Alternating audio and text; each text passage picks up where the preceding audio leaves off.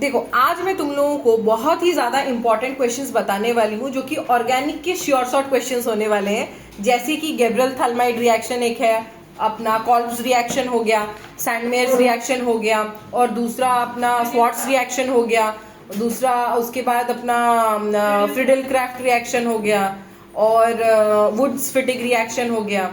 तो ये सारे रिएक्शंस जो हैं ये आपको अच्छे से देख लेने हैं।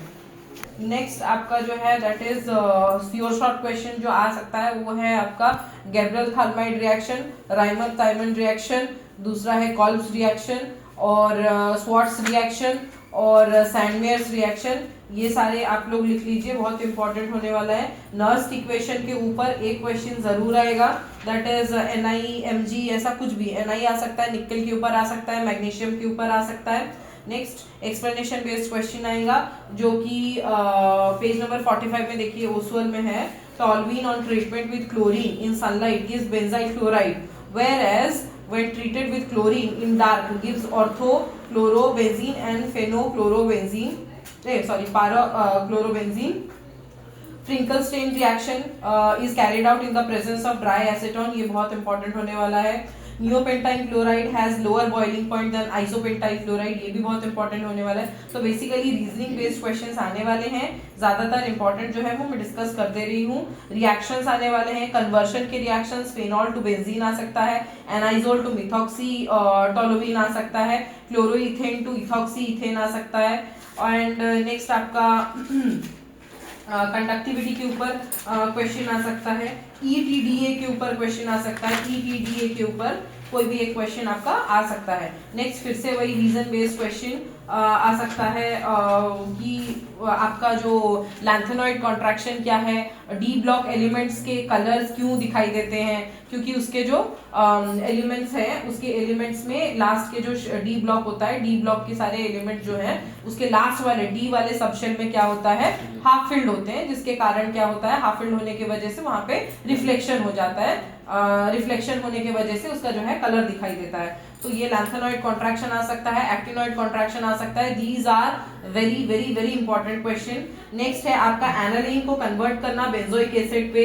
नेक्स्ट है आपका एसिटिक एसिड को इथाइन अमाइन से प्रिपेयर कराना।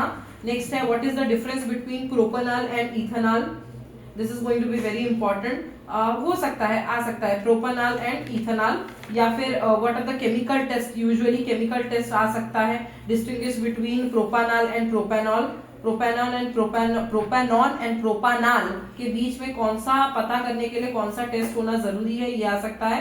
एसिटिक एसिड को इथानमाइन के कन्वर्ट करना आ सकता है, acetic acid, how acetic acid will be converted into ethanamine, ये आ सकता है इथेनामाइन।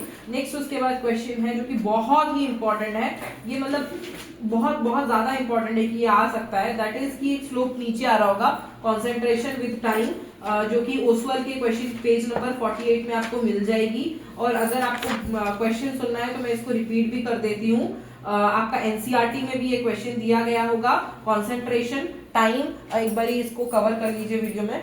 कॉन्सेंट्रेशन एंड टाइम जो है वो डायरेक्टली प्रोपोर्शनल है, एंड उसका जो रेशियो है, उसका जो स्लोप है जो है कॉन्सेंट्रेशन का, वो टाइम के साथ साथ नीचे आ रहा है, that is why it is negative slope. तो उस हिसाब से ये क्वेश्चन आ सकता है, क्वेश्चन में डेटा चेंज करके आ सकता है, पर क्वेश्चन एक जरूर आ सकता है। ऐसा क्या दिया, लैंथेनॉइड कॉन्ट्रैक्शन भी आ सकता है। उसके बाद नेक्स्ट फ्रिडल क्राफ्ट रिएक्शन आ सकता है, this is again it is going to be very important. देखो एक जो नेमिंग रिएक्शंस हैं उनमें से एक दो रिएक्शंस तो आएंगे ही आएंगे, तो उसको अच्छे से याद करके चला ना, श्योर शॉर्ट क्वेश्चन वो हो सकता है। Next Faraday's law of electrolysis, first law आ सकता है, सेकंड लॉ आ सकता है, ज्यादातर चांसेस है second law of Faraday's, second law of electrolysis आने का, एंड उसके ऊपर एक क्वेश्चन रिलेटेड जरूर आएगा। नेक्स्ट उसके बाद what are the different give reasons for, ये क्वेश्चन आ सकता है, बहुत इंपॉर्टेंट है। Chlorobenzene is extremely less reactive towards nucleophilic substitution reaction than benzyl chloride, ये बहुत ही इंपॉर्टेंट क्वेश्चन है, इसके आंसर ढूंढ के याद कर लेना। अराइल, दूसरा क्वेश्चन है, aryl halides do not undergo SN1 and SN2 reactions easily, these are also very important question. और एक क्वेश्चन है जो कि आएगा, जो कि बहुत ही ज्यादा इंपॉर्टेंट होने वाला है, पहला ये हो सकता है कि जब माउंटेनियर जो है वो माउंटेन पे चलता है, मतलब माउंटेन पे जाके चढ़ता है, तो उसके हिसाब से उसको मतलब जो प्रॉब्लम्स होती हैं, जैसे कि हो गया अपना एनोक्सिया हो गया, तो उसको वो क्यों होता है, उसके ऊपर एक क्वेश्चन आ सकता है, कैसे होता है वो एक आ सकता है रीजन बेस्ड क्वेश्चन। नेक्स्ट, जैसे कि क्वेश्चन में बोल रहे हो, mountaineer experience a headache and nausea upon reaching a high altitude, why, तो ये आ सकता है। या फिर बेंड्स वाला क्वेश्चन आ सकता है जो कि एनसीईआरटी के एप्लीकेशन बेस्ड क्वेश्चन में है, एप्लीकेशन में है वो, और वो थोड़ा सा देख लेना। जब सी के अंदर डाइव करता है या पानी के अंदर डाइव करता है तो उसमें बेंड्स होने के चांसेस हैं। नेक्स्ट हमारा एक इम्पॉर्टेंट क्वेश्चन जो है वो ये है कि रीजन बेस्ड क्वेश्चन आएगा। Melting point and boiling point of zinc cadmium Hg are low, मतलब मर्क्यूरी, जिंक और कैडमियम का क्यों लो है। और एक क्वेश्चन जो कि बहुत इंपॉर्टेंट होने वाला है, दैट इज कि अगर Zn जो है जिंक का क्यों व्हाइट कलर होता है और बाकी सारे डी ब्लॉक के कंपाउंड्स का क्यों कलर थोड़ा सा अलग होता है, बाकी जिंक का क्यों मतलब कलर जो है वो व्हाइट होता है, इसके ऊपर एक रीजन बेस्ड क्वेश्चन आएगा। दूसरा बहुत इंपॉर्टेंट क्वेश्चन है, that is E not value of Cu2 plus by Cu is 0.34 volt, मतलब कि यहाँ पे आपको इसका काइंड ऑफ डेरिवेशन करके इसको प्रूव करना है कि कैसे standard electrode potential copper 2 plus से Cu होने में प्लस 0.34 वोल्ट इसका आंसर है। नेक्स्ट, एक पैरामैग्नेटिक डायमैग्नेटिक के ऊपर क्वेश्चन आ सकता है, जैसे कि CrNH3 प्लस पैरामैग्नेटिक है एंड NiCN 2 डायमैग्नेटिक है, इसको एक्सप्लेन करना है। और वायलेट कलर क्यों होता है, violet colour of the complex TiH2O 3 on the basis of crystal field, that is, ये भी रीजन बेस्ड क्वेश्चंस है, ये भी आ सकते हैं एग्जाम में। दूसरा जो कि one of the most important, वो मैंने बोल दिया ऑलरेडी, कॉलिगेटिव प्रॉपर्टी आ सकता है बार बार, कॉलिगेटिव प्रॉपर्टी बहुत ही इंपॉर्टेंट क्वेश्चन है। नेक्स्ट आपका हो गया ज्योमेट्री आ सकता है, हाइब्रिडाइजेशन आ सकता है, मैग्नेटिक मोमेंट आ सकता है, MnBr4 2- का अकॉर्डिंग टू VBT, ये बहुत ही इंपॉर्टेंट क्वेश्चन है।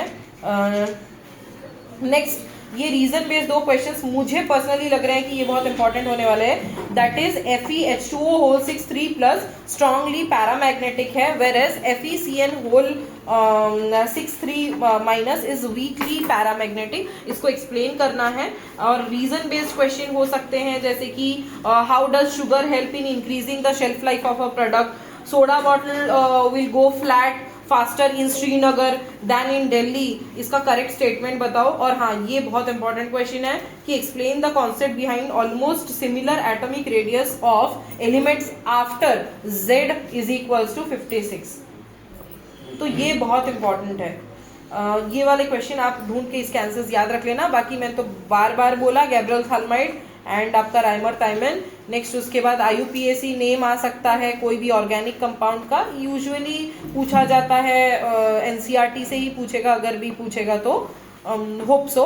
नेक्स्ट उसके बाद ये एक क्वेश्चन है, बट ये थोड़ा सा मुझे लगता है कि डिफिकल्ट है, but what is mixed metal and give its two applications, and this is a reason based question, that is why are transition metals considered as good catalyst, ये बहुत इंपॉर्टेंट होने वाला है। ट्रांजिशन मेटल्स को हम लोग क्यों एक अच्छा कैटलिस्ट मानते हैं, ट्रांजिशन मेटल्स में क्यों कलर होता है, एंड अगेन उस पे ये भी आ सकता है कि ट्रांजिशन मेटल में जिंक का कलर क्यों नहीं होता, तो जिंक क्यों कलर मतलब व्हाइट कलर का है या फिर उसका कोई ठीक से कलर नहीं आता है। नेक्स्ट उसके बाद वेंट ऑफ फैक्टर कैलकुलेट करना आ सकता है, राउल्ट्स लॉ आ सकता है। वेंट ऑफ फैक्टर कैलकुलेट करना कैसा आएगा, मैं क्वेश्चन आपको एग्जांपल दे रही हूँ। एक्वस सोल्यूशन K3FeCN 6, उसका डिग्री ऑफ एसोसिएशन अल्फा दिया होगा 0.852। What will be the boiling point of this solution if it's concentration is 1 molar, ये बहुत इंपॉर्टेंट है। इस तरह का एक क्वेश्चन चेंज होके आ सकता है। नेक्स्ट, विटामिन का तो मैंने बोल ही दिया आपको। और नेक्स्ट आपका जो इम्पोर्टेंट क्वेश्चन है दैट इज कि एक रिएक्शन है KMnO4 प्लस हीट देने से क्या होगा, 2MnO4 minus C2O4 2 plus 16H plus होने से क्या होगा। नेक्स्ट क्वेश्चन है why transition metals form complex compound, justify, reason based question, ये भी आ सकता है।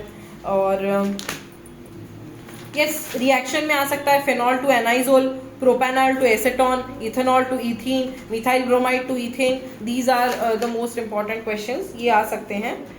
थोड़ा सा देख लेना फ्रीजिंग पॉइंट के ऊपर, और अपना वो जो है क्या बोलते हैं उसको, freezing point and boiling point के ऊपर KB एंड KF के ऊपर क्वेश्चंस आ सकते हैं, उसके फॉर्मूलाज आपको देख लेने हैं। Next Stephen reaction, Sandmeyer reaction, Kohlrausch law, these are the माने 100% क्वेश्चंस जो कि आते हैं। एक्टिवेशन एनर्जी, इफेक्टिव कॉलिजन, ये सारे। एंड नेक्स्ट आपका अगर आपको कन्वर्ट आ सकता है benzene to M nitrobenzaldehyde, bromobenzene to benzoic acid, write the structure of 2,4-DNP reagent, 2,4-DNP reagent, ये इंपॉर्टेंट हो सकता है।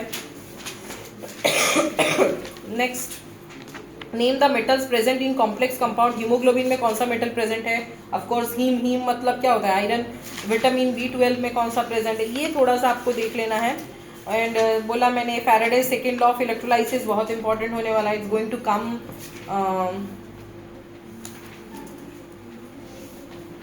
ऐसा क्वेश्चन MnO4, तो मैंने बोला MnO4 के ऊपर माइनस के ऊपर एक क्वेश्चन आएगा, एक रिएक्शन आएगा MnO4 minus Cr2O7 plus 14H plus 6Fe2 ये क्वेश्चन बहुत इंपॉर्टेंट वाला है, ये आ भी सकता है। कोलरॉश लॉ मैंने ऑलरेडी बता दिया आप लोगों को। राउल्ट्स लॉ आएगा, कोलरॉश लॉ आएगा, कोलरॉश लॉ के ऊपर एक क्वेश्चन आएगा, राउल्ट्स लॉ आएगा, राउल्ट्स लॉ के ऊपर एक क्वेश्चन आएगा। Next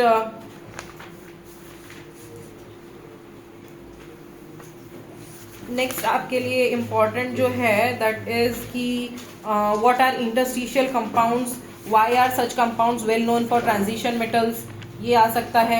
alkyl halides through polar are immiscible in water, explain the treatment of alkyl chloride and alkyl KCN, alcohol KCN lead to the formation of cyanide not isocyanide, ये important है। Effect of temperature reaction में क्या होता है, effect of catalyst क्या होता है, ये सारे आ सकते हैं। रिएक्शंस आ सकते हैं, क्वेश्चंस आ सकते हैं, न्यूमेरिकल बेस्ड क्वेश्चंस ज़्यादातर आ सकते हैं सोल्यूशन चैप्टर एंड आपका इलेक्ट्रोकेमिस्ट्री चैप्टर से। नेक्स्ट उसके बाद आपका बेंजीन रिंग में CH2CHO में डाइल्यूट NaOH डाले तो क्या होगा, ऐसे रिएक्शंस कंप्लीट करने में आ सकता है। And next define the following terms, peptide linkage, denaturation, ये सारे आ सकते हैं डिफाइन करना कुछ terms. And Kolbe's reaction, next HBZ reaction एक है, और phenol to ethanol, ethanol to methanol, ये हो सकते हैं। दीज आर द क्वेश्चंस जो कि बहुत इंपॉर्टेंट होने वाले हैं। NiCl4 is paramagnetic while NiCN4 is diamagnetic, this is going to be very important. Heteroleptic complex क्या है, होमोलिप्टिक कॉम्प्लेक्स क्या है, this is also going to be very important. So these are the questions. Yes, last question, why are aquatic animals more comfortable in cold water, ये आ सकता है। Osmotic pressure के ऊपर एक क्वेश्चन आ सकता है। सो अगर आपको मेरा वीडियो अच्छा लगे so like, share and subscribe.